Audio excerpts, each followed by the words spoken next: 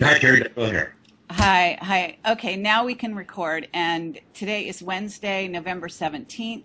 This is Dr. Bill Deagle, and this is Kerry Cassidy on Project Camelot Productions. And I have Dr. Bill here because we would like to talk about the missile and get an update. So go ahead.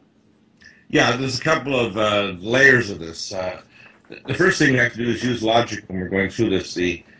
The most obvious thing is apparently a notice was put on November 5th out to mariners that there was a missile test going on in this area. So it's an area that was well known to be a missile test area. When the missile went off, there were all kinds of conflicting reports, including coming out of the Pentagon saying it was a chemtrail, and even experts that know about missiles know that this was not a chemtrail or a contrail or anything like that. It was indeed a missile. Now the question becomes whether it's our missile or someone else's missile. If it simply was one of our missiles, you'd assume that they would just say it's one of our missiles. I got a report that was posted up through Steve's site that was posted on Jeff Rense's site of George Farian, who claimed that the missile was a specific class of solid fuel Chinese long range intercontinental submarine launched missile that could go 7,000 miles. When I emailed George Farian over the weekend, I got a response back within hours that, in fact, he didn't write this statement, which sounded very technical and advanced, and that he hadn't posted anything on Rents for years. I notified Jeff, and of course did a show on Jeff Rense's show from 8 to 10 Pacific time on Monday the 15th. And the evidence is that some inconsistencies. The first is the evidence is that the government isn't being forthright, and it doesn't make sense that they wouldn't just say we did a missile test. The other evidence we had from one of my classified sources is that they lost control of the missile mid-flight. It was only tested north of Catalina Island, 30 miles from the California coast, literally just west of Orange County and Los Angeles. And the missile may have, according to the reports that I have, curved back toward the mainland, heading back toward California. And then, of course, they always have a kill switch, so they blew the missile up. Now, that's one of the reports, is that apparently it was our missile. But there's a couple things that doesn't make sense. Firstly, during the Clinton years, advanced technology for stealth was passed on to the Chinese during the last years of the Clinton administration before George W. Bush in the late 90s. Back 3 years ago, to the day at this missile launch, there was a Chinese Deagle-class submarine that showed up right beside the Kitty Hawk. And to the day, this missile launch occurred. Now, one of the things that you have to always consider is when you see anomalies or things that happen on anniversaries, it's one of the typical patterns of communication by the global elite or Illuminati, that they have certain sacred geometry, they honor anniversaries, they do things on specific numerological dates. So we know that this was, at the very least, a psyop to send multiple messages to people. And when you do that, it's considered what's called a psychic split. In other words, you tell people one thing, be very careful, and on the other hand, say don't worry at all, it's all foolishness. The issue is something like, say, the 2012 issues or the degradation of the environment from depleted uranium. So they send out multiple messages, and then people eventually freeze and don't do anything about the issue, or they ignore it, or even if they see evidence that makes sense, they won't do anything. So we don't have a final conclusion. The alternative view is this was a Chinese missile, and the reason why we got these confusing signals coming out of the Pentagon is because the powers that be want us to now be fearful of the Chinese in coming into American waters in the middle of an area where we do missile launches and firing a long-range submarine-launched missile, apparently headed toward China, because it wasn't aimed toward the coast, according to these sources. Right. So we have two alternatives. Both are not very good. Okay, well, let me throw out a couple ideas that I had and hear your response, okay? Sure. And I appreciate all you've said here because very interesting approach. I do understand the idea of basically disinformation and also the idea of putting two contradictory ideas out there simultaneously, and then what happens with people who are not able to intellectually compute two contradictory ideas or hold those two ideas in their mind at the same time and then actually be able to distill it down or synthesize it enough to be able to take action. Right. So I totally agree with you on that, and that's a very important aspect. But there's something else going on here as well. Number one is what I wrote on my blog, which is don't look, don't tell, which is, in other words, there's, as you know very well, there's many layers of what we think of as the military-industrial complex. Oh, yeah, absolutely. So you have one aspect of that that's doing things that the other side doesn't know about, which is the black projects.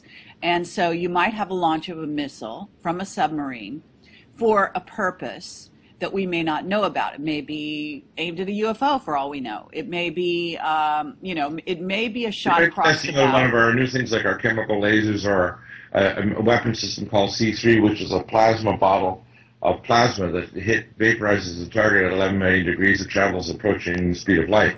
There you go. So in other words, we don't know. It's probably so a above missile government. is sort of old, but it's relatively old. And ICBM is relatively old technology for the black project side.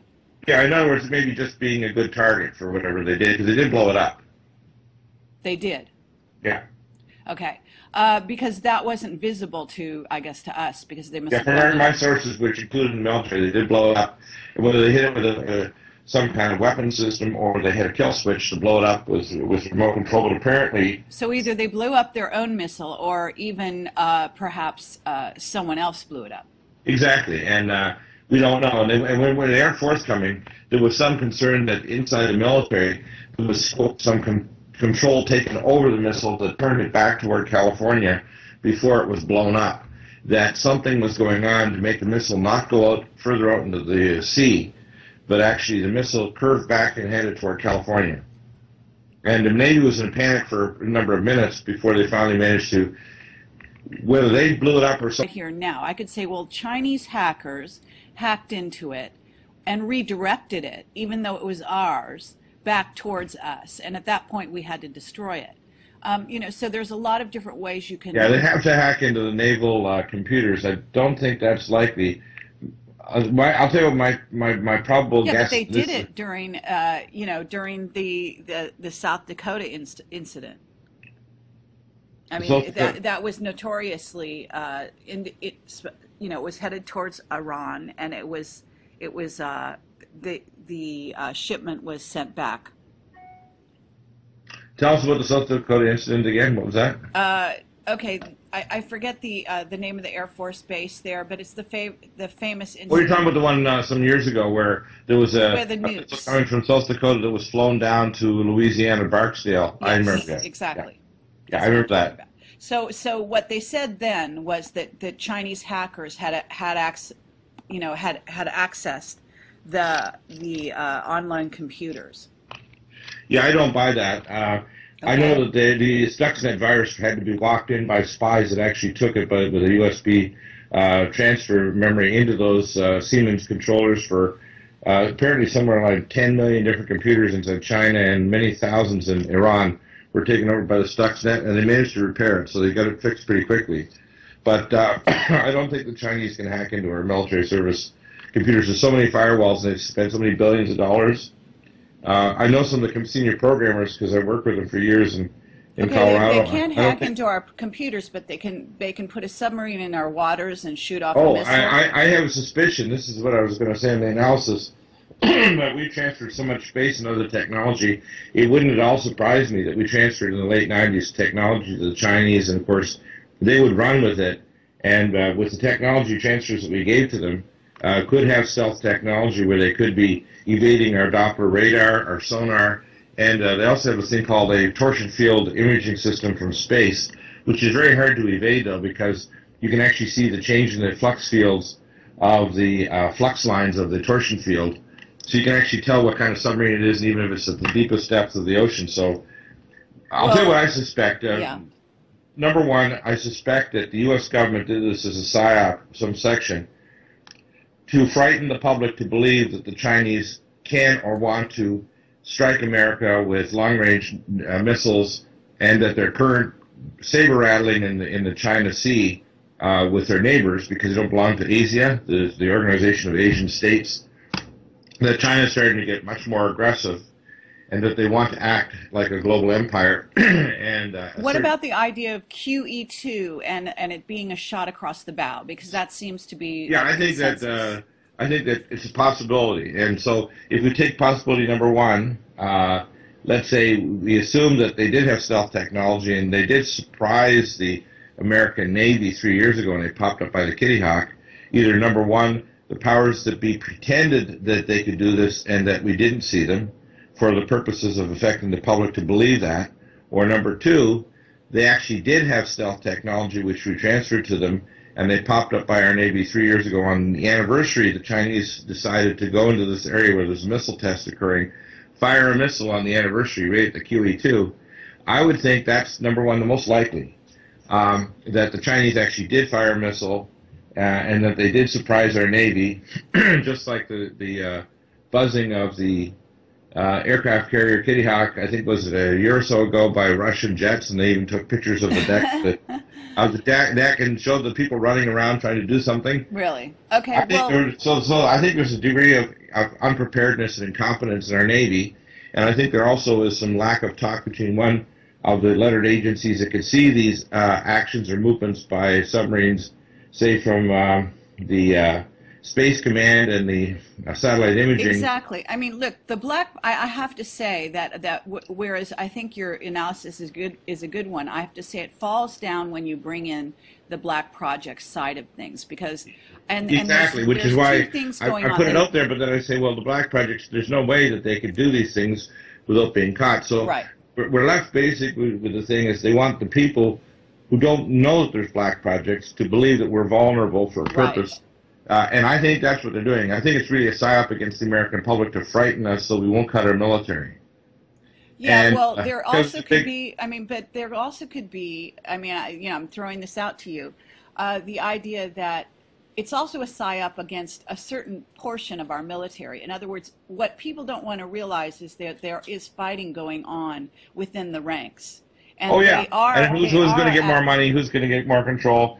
And they don't necessarily share information either. The fact, well, but it's over technology by and large. So what you're talking about when you're talking about stealth technology being used by the Chinese, you're also having to deal with the idea that our military, the section that is not involved in black projects is going ahead, just like a certain section of NASA, working with things like tin cans and old-fashioned technology. Yeah, exactly. In other words, what they do is this is part of the cover-up, is to have compartmentalization of the military, so they're operating with, say, 1980s technology, when we've got technology of the late 21st century in operation in space that can clearly see the Chinese moving, but maybe it serves political or strategic purposes during the time when austerity is coming, and the G20 is there to make us fearful of the Chinese. So the people will accept austerity but not a cut to the budget for the military.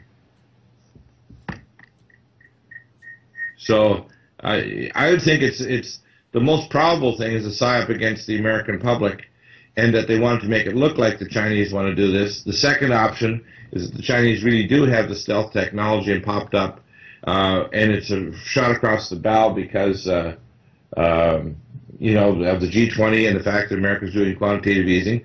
But neither one, one of the reports I saw was not the G20, it was the G2 meeting, that they actually are, in a sense, a currency war right now, which is a prelude to a trade war.